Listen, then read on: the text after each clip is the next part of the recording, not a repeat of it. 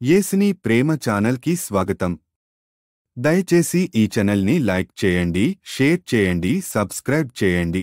ప్రియ సోదరీ సోదరులారా, ఈ రోజున మనం కీర్తనల గ్రంథంలో 108వ కీర్తనతో పాఠం ప్రారంభించుకోబోతున్నాము. 106, 107 కీర్తనల్లోని సారాంశమే ఈ 108వ కీర్తనలో ఉంది. ఈ కీర్తనలోని మొదటి 5 వచనాలు 57వ కీర్తనలో నుండి ఉదహరించబడినవి. ఈ కీర్తన 6వ వచనం నుండి 60వ కీర్తన నుండి సంగ్రహించబడింది. అందుచేత ఈ కీర్తన సారాంశం క్లుప్తంగా చెబుతాము, వినండి.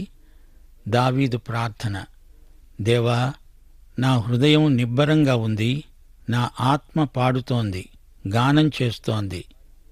వేకువనే లేచి వాయిద్యాలపై పాడి నిన్ను కీర్తిస్తాను, ప్రజల మధ్య పాటలు పాడతాను. నీ కృప ఆకాశము కంటే ఎత్తయింది, నీ సత్యము మేఘాల కంటే ఎత్తు. ఆకాశము కంటే అత్యున్నతుడవై కనపడు, సర్వభూమిపై నీ ప్రభావం కనపరచు. నీ ప్రియులను విమోచించు, నీ కుడి చేతితో నన్ను పట్టుకో, రక్షించు. నా ప్రార్థన విను, జవాబివ్వు. 7వ వచనం. తన పరిశుద్ధత తోడు అని దేవుడు మాట ఇచ్చాడు. నేను ప్రహర్షిస్తాను, షెకెమును పంచిపెడతాను, సుక్కోతు లోయను కొలిపిస్తాను. దేవుని వాక్కు పరిశుద్ధం, దేవుడు పరిశుద్ధుడు. నా వాక్యము నేను, నా వాక్యమాన నేను నీకిది చేస్తాను, నా పరిశుద్ధత తోడు అంటున్నాడు దేవుడు. దేవుడు తన వాక్యాన్నే జవదాటితే ఇంకేమైనా ఉందా? అలా ఎన్నటికీ జరగదు. అన్నీ ఆయనవే, అంతా ఆయనదే. గిలాదు, మనష్షే ప్రాంతాలు ఆయనవే. ఎఫ్రాయిము ఆయనకు శిరస్త్రాణం, యూదా రాజదండం. 9వ వచనం. మోయాబు నేను కాళ్ళు కడుక్కునే పళ్ళెం, ఎదోము మీదికి నా చెప్పు విసిరివేస్తాను. ఫిలిష్తీయను బట్టి జయోత్సవం చేసుకున్నాను. మోయాబు తూర్పున ఉంది, ఎదోము దక్షిణాన ఉంది, ఫిలిష్తీయ పడమటి దిక్కున ఉంది. వారు శత్రువులు, ఎందుకనగా వారు ఇశ్రాయేలు జాతిని, వారి దేవుణ్ణి నిరసించారు, గర్హించారు, ధిక్కరించారు. కాని దేవునికి వారు లోబడక తప్పదు. దేవునిదే జయోత్సవం, యుద్ధం దేవునిదే. కోటగల పట్టణములలోనికి, ఎదోములోనికి ఎవడు నన్ను తీసుకువెళతాడు? దేవా, నీవు లేకపోతే మాకేది దిక్కు? మా సేనలతో కూడా నీవు బయలుదేరిరా. మనుష్యుల సహాయము వ్యర్థం, శత్రువులను జయించడానికి మాకు సహాయము దయచెయ్యి. దేవుడు తోడై ఉండకపోతే విజయం కలగడం అసాధ్యం. 13వ వచనం. దేవుని వలన మేము శూరకార్యాలు జరిగిస్తాము, మా శత్రువులను అణగదొక్కేవాడు ఆయనే. దావీదు ప్రార్థన దేనికోసం? ఆపద నుండి తప్పించమనే కాదు, దావీదు విజయం కోసం ప్రార్థించాడు.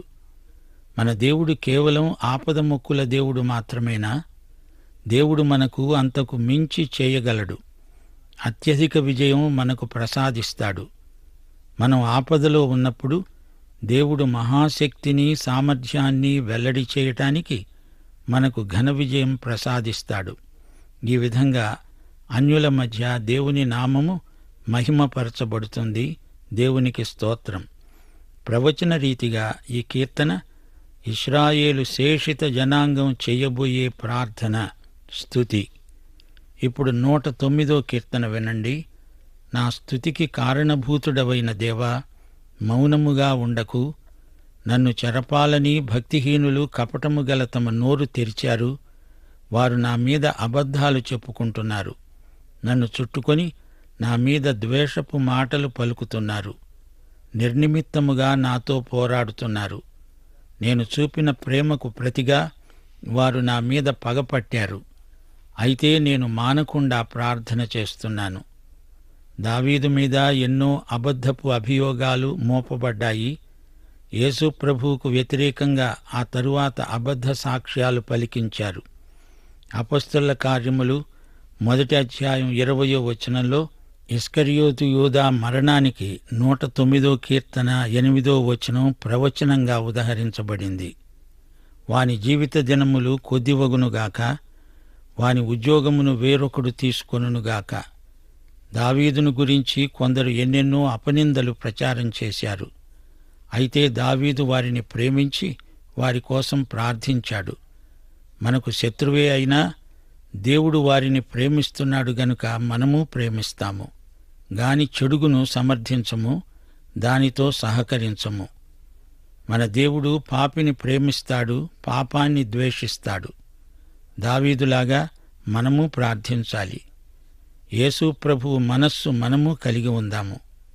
109 కీర్తన 6వ వచనం నుండి 20వ వచనం వరకు శత్రు సంహారం కోసం దావీదు ప్రార్థిస్తున్నాడు. శ్రోతలు, ఈ ప్రార్థనలను అపార్థం చేసుకోకండి. దావీదు శత్రు సంహార వ్యవహారమంతా తన చేతిలోకి తీసుకోకుండా అదంతా దేవుని చేతికే అప్పగిస్తున్నాడు. పగ తీర్చటం ఆయన పని గదా. భక్తిహీనులే వారి అధికారులు. అపవాది శత్రువుకు కుడిప్రక్కన ఉంటాడు. శత్రువే దోషి అని తీర్పు తీర్చబడాలి. వాని ప్రార్థనే పాపం. వాడు అల్పాయుష్కుడు. వాని బిడ్డలు అనాథలవుతారు. వాని భార్య విధవరాలవుతుంది. వాని బిడ్డలు బిచ్చమెత్తుతారు. వారి ఇండ్లు పాడుపెట్టబడతాయి.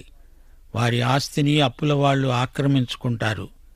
వాని కష్టార్జితాన్ని పరులు దోచుకుంటారు. వారికి కృప లభించదు. వారి వంశం నిర్మూలమవుతుంది. వచ్చే తరంలో వాని పేరు మాసిపోతుంది. వారి పితరుల దోషం కూడా యెహోవా జ్ఞాపకముంచుకుంటాడు.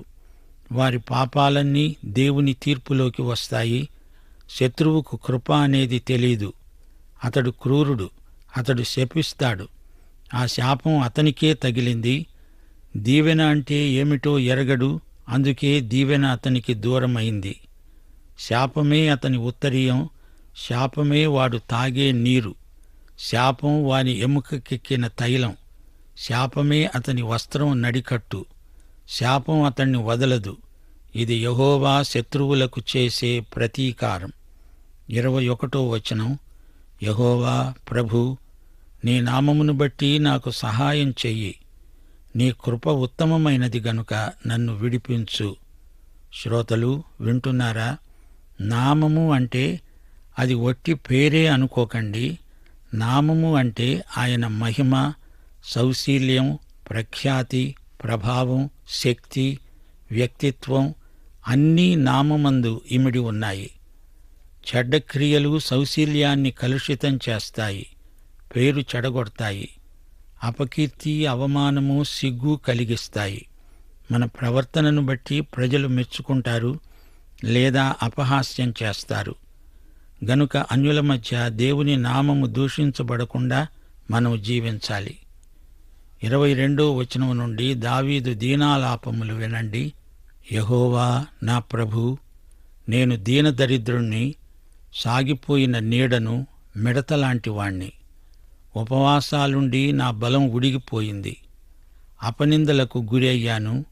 నీవే నా సహాయకుడవని వారందరూ తెలుసుకోవాలి. నన్ను నీ కృపను బట్టి రక్షించు. వారు శపిస్తారు గాని నీవు రక్షిస్తావు. వారికి అవమానం, నీ సేవకునికి సంతోషం. దరిద్రుని ప్రాణం రక్షించడానికి యెహోవా నీవు అతని కుడివైపు నిలుస్తావు. శ్రోతలు, 109వ కీర్తన ఇస్కరియోతు యూదా కీర్తన. శత్రువు అన్న చోట ఇస్కరియోతు యూదా అనే పేరు పెట్టి చదివితే అర్థమవుతుంది. మత్తయి శుభవార్త 26వ అధ్యాయం 24వ వచనం. మనుష్య కుమారుణ్ణి గురించి వ్రాయబడిన ప్రకారం ఆయన వెళుతున్నాడు. గాని ఎవని చేత మనుష్య కుమారుడు అప్పగించబడుతున్నాడో ఆ మనుష్యునికి శ్రమ. ఆ మనుష్యుడు పుట్టి ఉండని ఎడల వానికి మేలు. సరే, ఇప్పుడు 110వ కీర్తన వినండి. ప్రభువు నా ప్రభువుతో సెలవిచ్చిన వాక్కు. నేను నీ శత్రువులను నీ పాదములకు పీఠముగా చేసే వరకు నా కుడిపార్శ్వమున కూర్చో.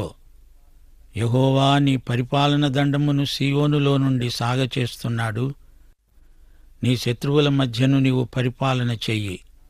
యుద్ధ సన్నాహ దినాన నీ ప్రజలు ఇష్టపూర్వకముగా వస్తారు.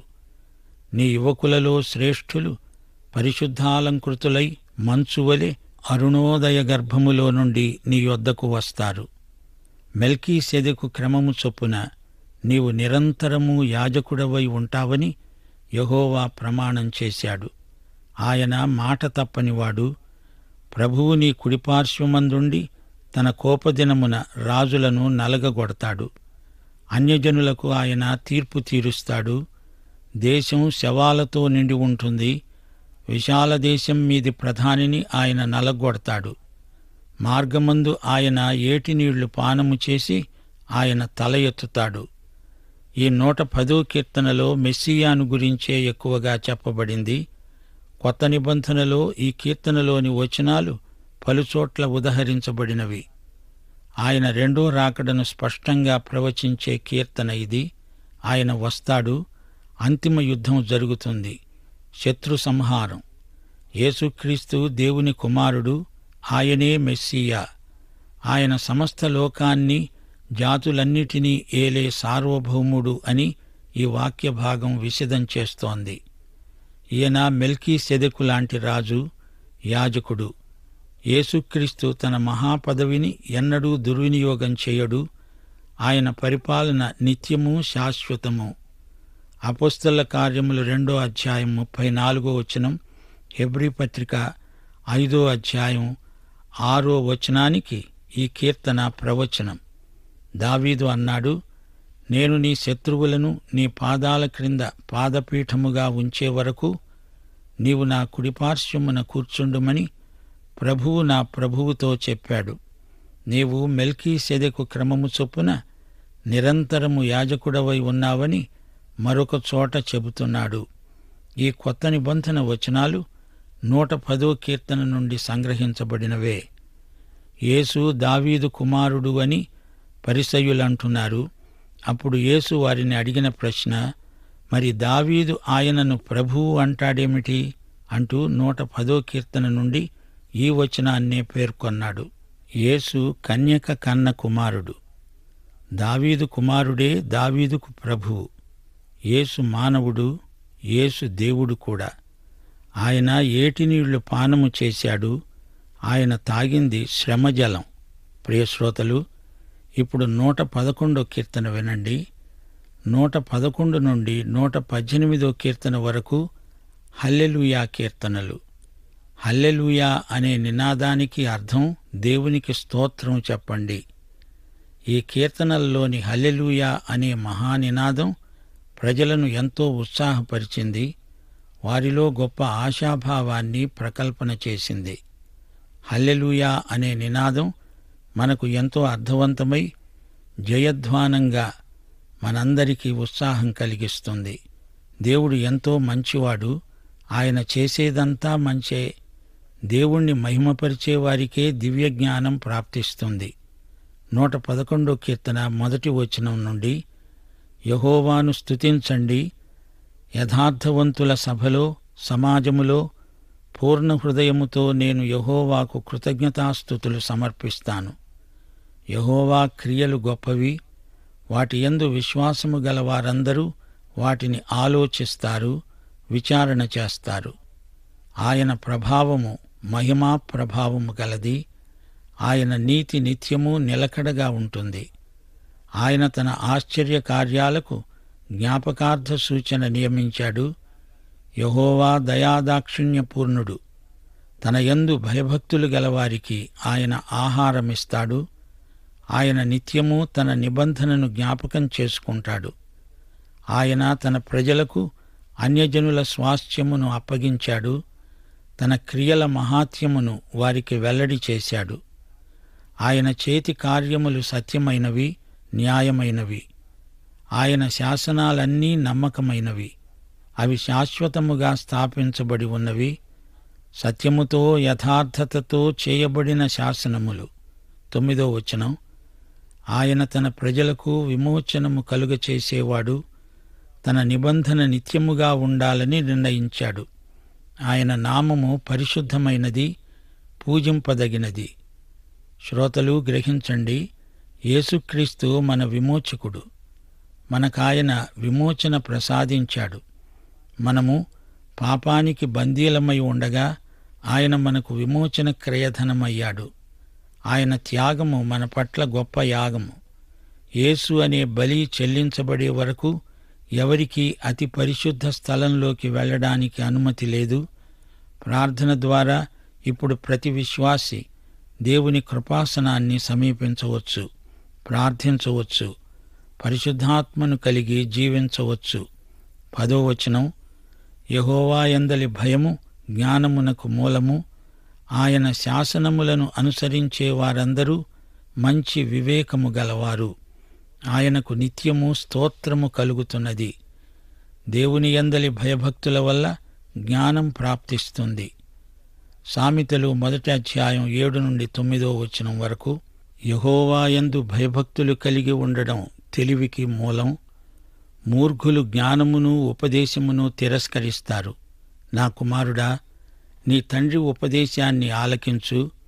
నీ తల్లి చెప్పే బోధను తోసివేయకు. అవి నీ తలకు సొగసైన మాలిక, అవే నీ కంఠానికి హారమాల. చదువు అనుభవము ఉంటే చాలు అని ఆధునికులు అనుకుంటున్నారు. దేవుడే జ్ఞానానికి మూలమని గుర్తించకపోతే తెలివైన తీర్మానాలు చేయడానికి ఆధారముండదు. అప్పుడు లోపాలు, అవివేకపు తీర్మానాలు, ప్రణాళికలు మనిషిని నానా అగచాట్లకు గురి చేయడం తథ్యం. జ్ఞానమందు వర్ధిల్లాలంటే దానికి పునాది సత్యం ఒకటి ఉంది. దేవుడే జ్ఞానానికి మూలం. దేవుని ఆజ్ఞలను పాటించటమే జ్ఞాన మార్గం. పాత పాట సృష్టిని గురించింది, కొత్త పాట విమోచనను గురించింది. ఇది కొత్త పాట. ఇప్పుడు 112వ కీర్తన వినండి. 1వ వచనం, యెహోవాను స్తుతించండి. యెహోవాయందు భయభక్తులు గలవాడు, ఆయన ఆజ్ఞలను బట్టి అధికముగా ఆనందించేవాడు ధన్యుడు. ఆయనను నమ్మిన వారికి ఘనత, అభివృద్ధి, క్షేమము, స్వేచ్ఛ, నిర్భీతి మొదలైన ఆశీర్వాదాలన్నీ సంక్రమిస్తాయి. అదే మనకు ఆనందం.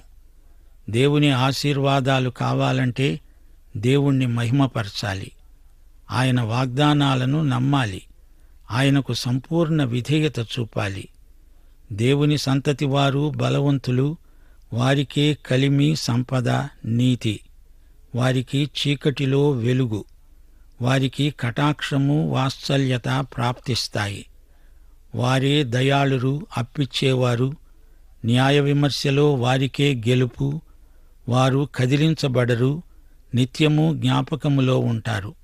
7-8 వచనాలు, వాని హృదయము యెహోవాను ఆశ్రయించి స్థిరముగా ఉంటుంది. అతడు దుర్వార్తకు జడియడు. వాని మనస్సు స్థిరంగా ఉంటుంది. తన శత్రువుల విషయమైన తన కోరిక నెరవేరే వరకు వాడు భయపడడు. దేవుని గురించిన భయం మనకు ధైర్యం కలిగిస్తుంది. దేవునికి భయపడేవారు మరెవరికీ భయపడరు. ఆయన సర్వశక్తిమంతుడు, పూజనీయుడు అని గుర్తించడమే ఆయనకు భయపడడం. మన భయాలన్నీ తొలగిపోవాలంటే మనం దేవునికి భయపడడం నేర్చుకోవాలి. దేవుని భయం చివరికి మనకు మరణ భయాన్ని కూడా పోగొడుతుంది. దేవునికి స్తోత్రం. ఈ కీర్తనలో దేవుని నీతి ప్రధాన అంశం. దేవుని అద్దంలో మనము ఏమై ఉన్నామో, ఎలా ఉన్నామో చూసుకోవాలి. మన దేవుడు నీతినిధి. ఆయన నీతి మనకు సమృద్ధిగా సరఫరా అవుతుంది. 9వ వచనం, అతడు దాతృత్వము కలిగి బీదలకిస్తాడు. అతని నీతి నిత్యము నిలుస్తుంది. అతని కొమ్ము ఘనత నొంది హెచ్చించబడుతుంది. భక్తిహీనులు దానిని చూచి చింతపడతారు. వారు పండ్లు కొరుకుతూ క్షీణించిపోతారు. భక్తిహీనుల ఆశ భంగమైపోతుంది. ఒకానొక రోజు భక్తిహీనత అనేది లేకుండా రూపుమాసిపోతుంది. ఆ రోజు యేసురాజు రాకడ. సోదరీ సోదరులారా, దేవుడంటే భయమున్నవారు ఇతర భయాలను జయించగలరు. కుటుంబాన్ని గురించి, ఆర్థిక పరిస్థితులను గురించి భయమా? చీకటిని గురించి భయమా? చీకటిలో నుండి దేవుడు నీ కోసం వెలుగు పుట్టించగలడు. దుర్వార్తలకు భయపడనక్కర్లేదు. రోమాపత్రిక 8వ అధ్యాయం 28వ వచనాన్ని నీ హృదయంలో భద్రం చేసుకో. దేవుణ్ణి ప్రేమించే వారికి, ఆయన సంకల్పము చొప్పున పిలువబడిన వారికి సమస్తము వారి మేలుకే సమకూడి జరుగునని ఎరుగుదుము. నీకు దాతృత్వపు కృప ఉందా? ధారాళంగా ఇవ్వు. 9వ వచనం. దేవుడు నిన్ను హెచ్చిస్తాడు. శత్రువులంటే భయమా? అది దేవుడు చూసుకుంటాడు. యెషయా 8వ అధ్యాయం 13వ వచనంతో ఈ పాఠం ముగిస్తాము. సైన్యములకు అధిపతి అయిన యెహోవాయే పరిశుద్ధుడు అనుకోండి. మీరు భయపడవలసిన వాడు ఆయనే. ఆయన కోసరమే దిగులు పడాలి. అప్పుడాయన మీకు పరిశుద్ధ స్థలముగా ఉంటాడు. పాఠం సమాప్తం. యేసుక్రీస్తు వారి కృప, యెహోవా ప్రేమ, పరిశుద్ధాత్మ సహవాసము మనకు సదాకాలము తోడై ఉండునుగాక. ఆమేన్. దయచేసి ఈ ఛానల్ని లైక్ చేయండి, షేర్ చేయండి, సబ్స్క్రైబ్ చేయండి.